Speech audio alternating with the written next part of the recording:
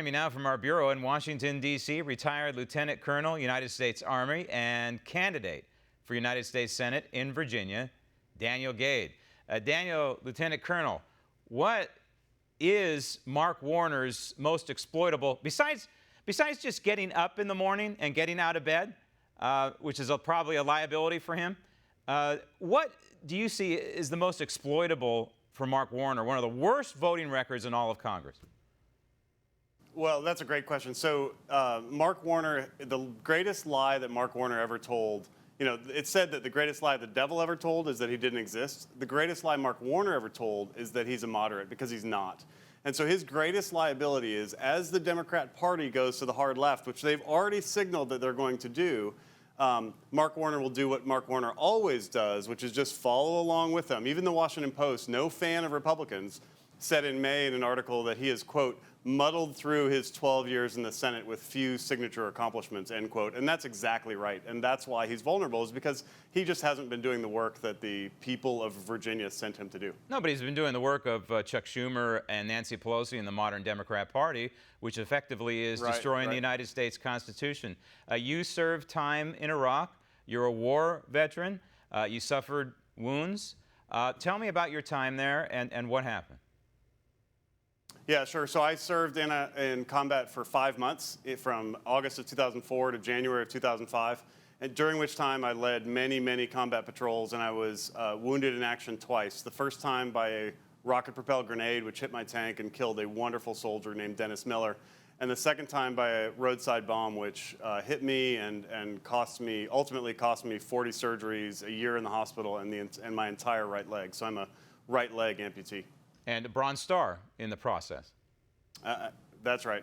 Bronze Star, 2 Purple Hearts, an Army Commendation Medal for Valor. So, I know what it's like to be on the pointy end of national policy with respect to war and peace. And so I have some really strong ideas about when we should go to war and under what circumstances we should do so. I don't think it can paint a stronger contrast against this guy, Warner. Your opponent, as I mentioned, has one of the worst voting records. If you use the Constitution as your guide, one of the worst voting records in Congress, maybe ever.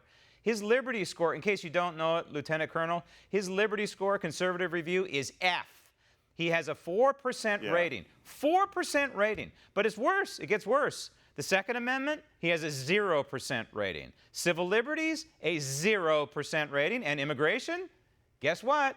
A 0% rating. Now, I would imagine you saw combat in Iraq. You know how to handle a firearm, probably. But you probably also understand why the framers of the Constitution gave us the Second Amendment.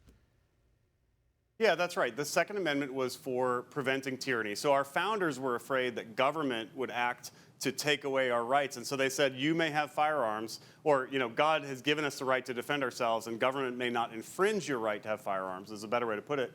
And now we see a different kind of tyranny, which is also bad, and that is the tyranny of the individual over another individual. So, I always say that gun rights are women's rights, gun rights are people with disabilities rights, and gun rights are elderly people's rights, because, I'm vulnerable because I have a disability. A woman is vulnerable maybe because of her smaller size.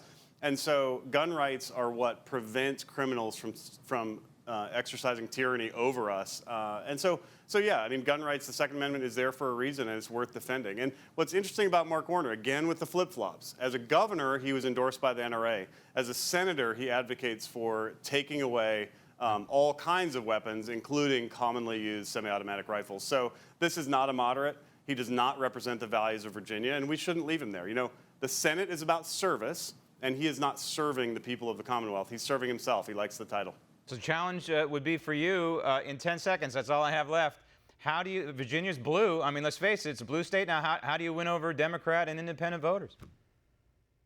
Yeah, sure. The way to win over a Democrat and independent voter is to be who I am, which is a defender of the Second Amendment, a defender of the Constitution, a defender of the First Amendment, and to do so in a way that's respectful of other people's views, which, they get their own views, and that's fine, and I'm respectful of those.